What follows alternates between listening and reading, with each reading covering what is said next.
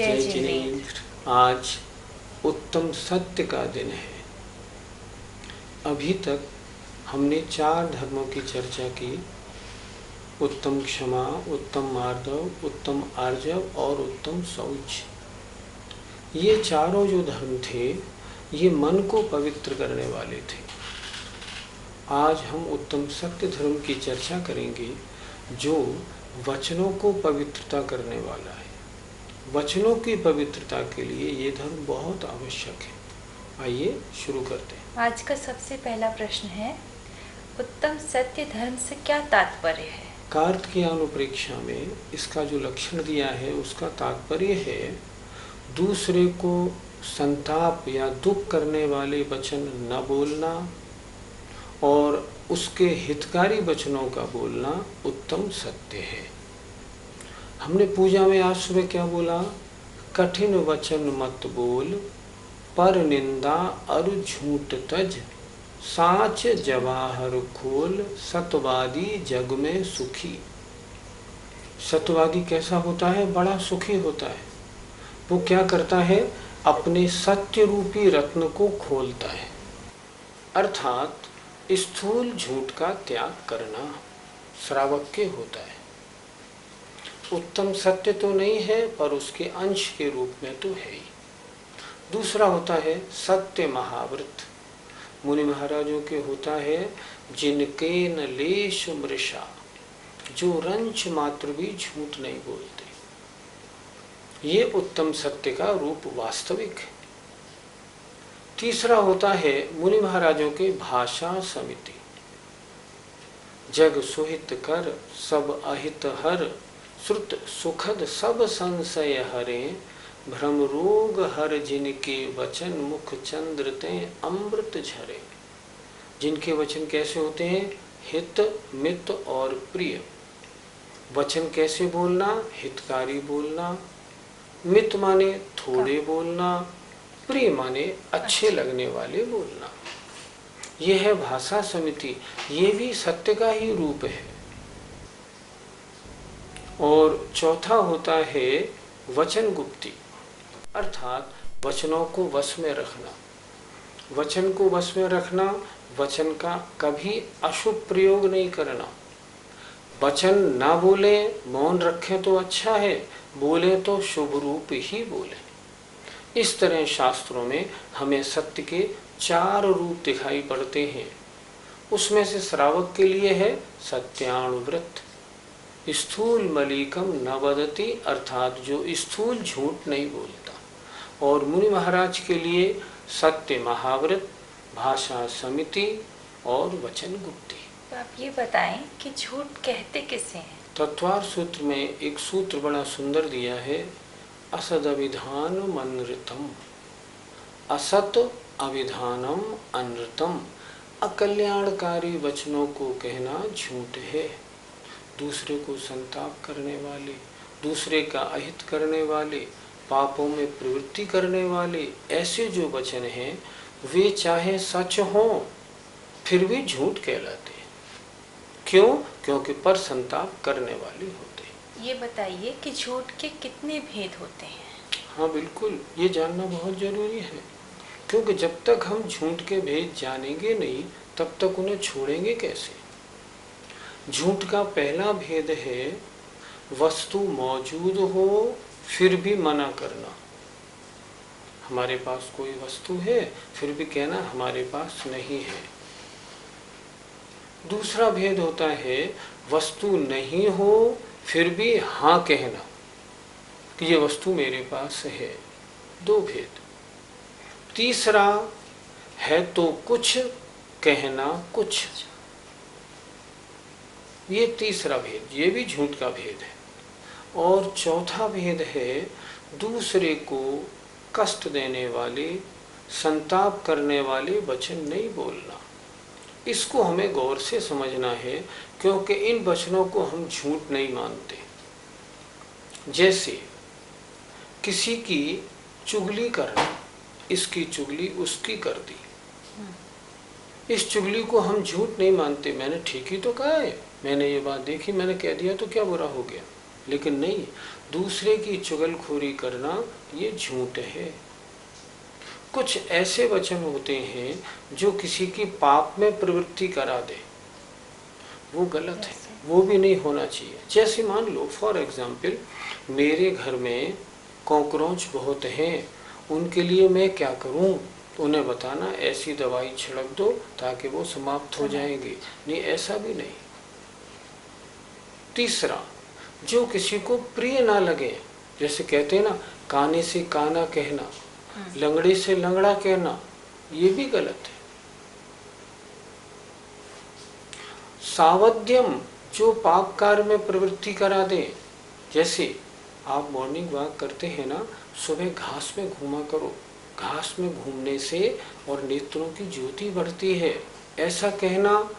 अरे कितने जीवों की हिंसा ये होगी, ये भी तो देखो ना। जितने भी ऐसे वचन हैं ये सब झूठ में हैं। और भी देखें, जो अरति करने वाले हैं, ऐसी वचन कह दिए जिससे उस सामने वाले को उससे दूरी बन गई। अच्छा वो ऐसा है, ठीक, अब तो मैं उससे अपनी दोस्ती छोड़ता हूँ, ये भी गलत। ऐसे वचन बोल देना जिससे किसी को डर लग जाए, कल ऐसा हो सकता है और ऐसी ऐसी गड़बड़ हो सकती है, तुम क्या कर रहे हो, तुमने क्या सोचा, उसके लिए वो बेचारा डर जाए। ऐसे वचन बोलना जिससे सामने वाले को खेद हो जाए। ऐसे वचन बोल देना जो दोनों में आपस में दुश्मनी हो जाए। आचार्यों ने बहुत अच्छी डिटेल दी है। और ऐसे वचन बोलना जिससे कोई शोक में डूब जाए। तुमने अपनी लड़की की शादी वहां कर दी है, तुम देख लेना जीवन भर वो दुखी रहेगी। भाई सुखी दुखी तो वो अपने भाग्य से रहेगी, तुम सामने वाले को क्यों दुखी कर रहे हो? इस तरह अन्य को जो भी संताप करने वाले जितने भी वचन हैं वे सब आचार्यों ने झूठ में माने हैं। और इनको आचार्यों ने क्या संज्ञा दी है? ये सब गर्हित वचन हैं। गर्हित माने निंदनीय वचन। इनको हम लोग झट बोल देते हैं, मालूम ही नहीं पड़ता। दूसरे की निंदा करने में हमें क्या लगता है? चार महिलाएं खड़ी हुई, आपस में एक दूसरे की ऊंची नीची खरी खोटी सुनाने का काम शुरू कर दिया। किसी के यहाँ फंक्शन में गए, अच्छाई देखी नहीं, चार बुराई लाई, यहाँ वहाँ उसकी बुराई करना शुरू कर दिया। हमें दोष ढूंढने का, बुराई करने का बहुत शौक है। आचार्यों ने लिखा है, पर निंदा का काम मिथ्या दृष्टि का है, सम्यक दृष्टि का नहीं। अतः झूठ के इन चारों भेदों से हमें अच्छी तरह बचना चाहिए। उत्तम सत्य धर्म को धारण करने के लिए हमें अपने विचारों को कैसे अच्छा बनाना चाहिए? क्या करना चाहिए हमें अपने विचारों? इसके लिए तत्वार सूत्र में एक सूत्र बहुत सुंदर दिया है, क्रोध लोभ भीरुत्व हास्य प्रत्याख्यानान्यनुवीच भाषणम च पंच। सत्यव्रत की जो सत्यव्रत जिसने लिया है या जो सत्यव्रत की रक्षा करना चाहता है, इन 5 भावनाओं का हमेशा ध्यान रखें। पहली बात, गुस्सा करने का त्याग करें, क्रोध प्रत्याख्यान। ये क्यों? ये इसलिए कि गुस्से में आदमी बहुत अनशन झूठ बोलता है और गुस्से में ऐसे कड़े वचन बोल देता है जो सामने वाले को चुभ जाते हैं। दूसरी बात, लोभ का त्याग करें।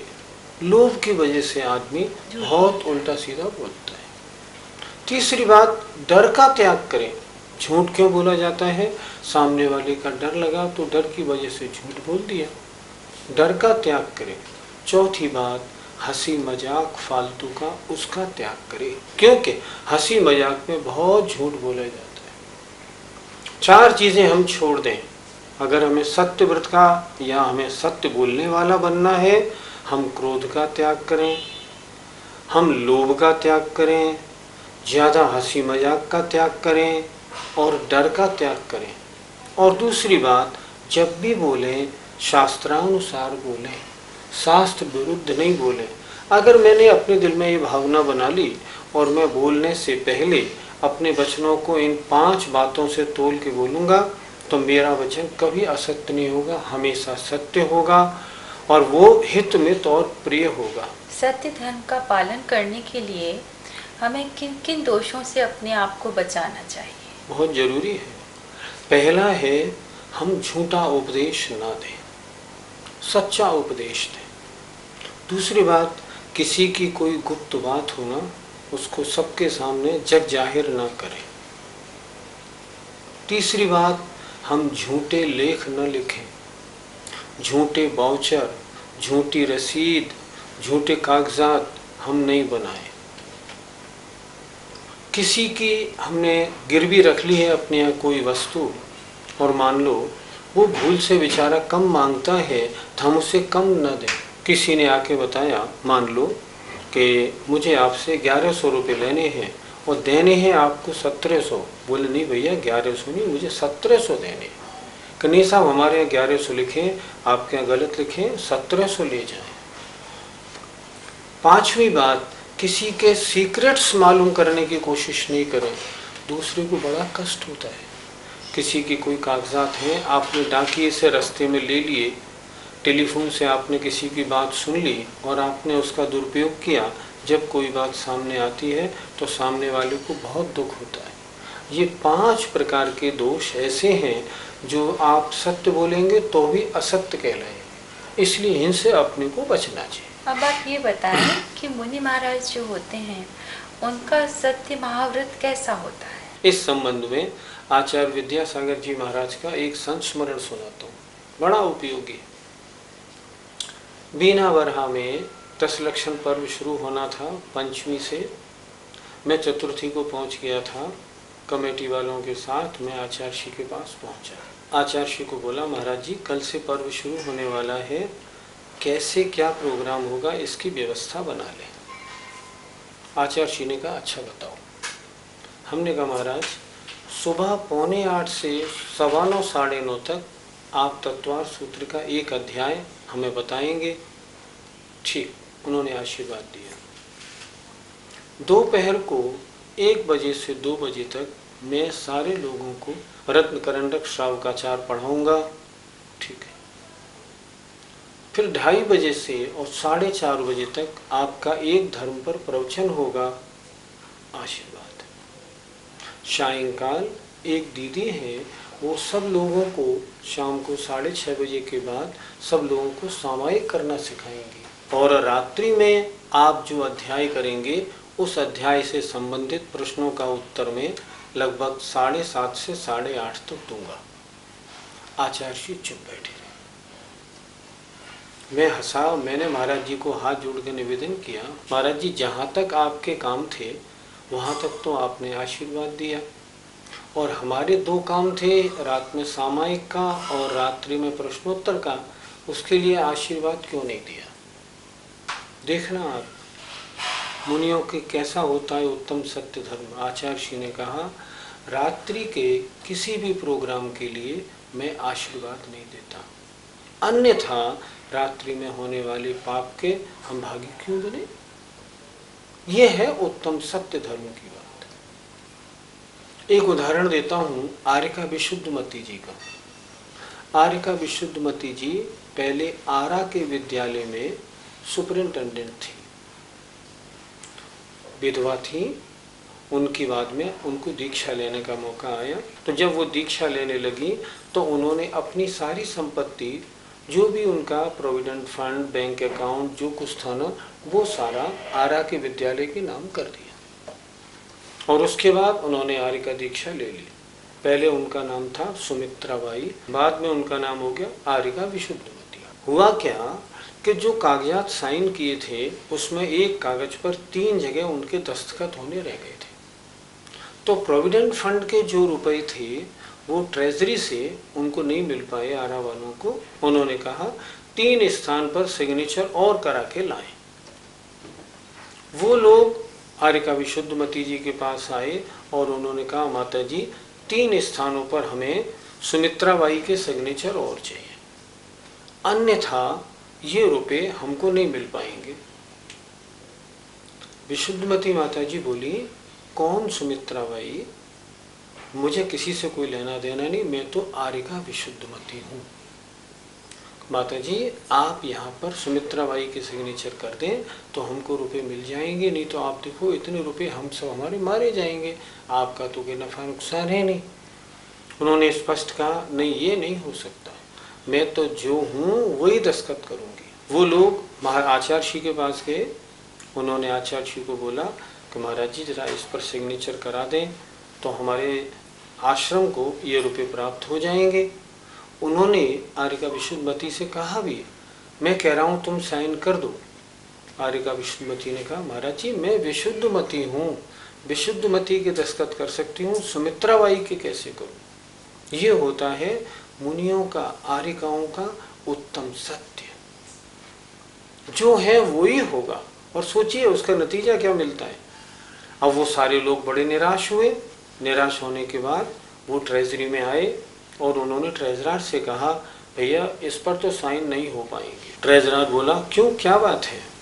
कि इनकी जो मालिक थी, दस्तखत जिन्होंने किए सुमित्रा बाई जी, वो तो अब आर्यका विशुद्धमती बन गई। अब वो कहती हैं मैं सुमित्रा बाई नहीं, मैं झूठे साइन नहीं करूं, आपको रुपये मिले या ना मिलो। और आप देखना उसका प्रभाव क्या पड़ा। वो ट्रेजरार इतना खुश हुआ कि उसने अपने सामने नकली सिग्नेचर करा के सारा पेमेंट कर दिया। सत्य का बड़ा प्रभाव पड़ता है। ऐसी होती है मुनियों का सत्य, हिलते नहीं जरा भी अपनी जगह से। ये बताएं कि वास्तव में फिर उत्तम सत्य धर्म का क्या लक्षण है। जितनी चर्चाएं अभी तक हुई ये व्यवहार से हुई। निश्चय से अगर हम देखें उत्तम सत्य धर्म का लक्षण तो स्पष्ट है, तू चेतन अरु देह अचेतन, यह जड़ तू ज्ञानी। अपने आप में अनुभव करना, हे आत्मन तुम चेतन हो, शरीर अचेतन है, यह है सत्य। यह जड़, शरीर जड़ है और तुम ज्ञानी हो। तू चेतन अरु देह अचेतन, यह जड़ तू ज्ञानी, मिले अनादि यतन सो बिछुड़े, ज्यों पय अरु पानी। और ये दोनों जो मिले हुए हैं बड़े यत्नों से तपश्चरण के द्वारा, जैसे दूध और पानी अलग होते हैं उस तरह ये अलग हो सकते हैं। समय आपका हो गया, आइए जय जिनेंद्र।